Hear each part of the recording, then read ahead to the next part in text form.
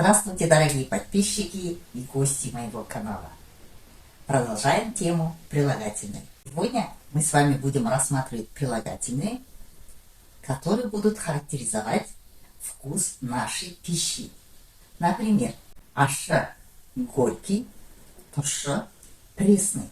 Слово аша иногда переводится как соленый. И еще другой вариант слова соленый – тузда, потому что слово тоз переводится соль. Тузда – соленый. Дәмді – вкусный. К слову дәмді есть еще синоним.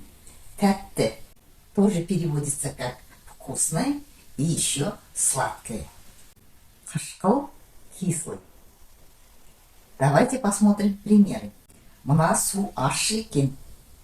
Оказывается, эта вода соленая. Тұщы су әкелші.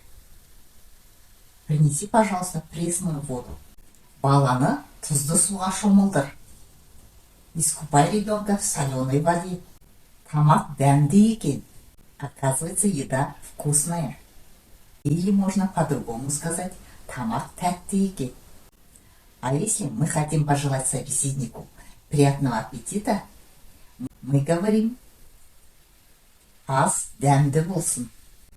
Лимон қышқыл, лимон кислый. На этом мы сегодняшний урок завершаем. А в следующий раз у нас будут еще другие прилагательные. Поэтому подписывайтесь на канал, не пропускайте уроки и до следующей встречи.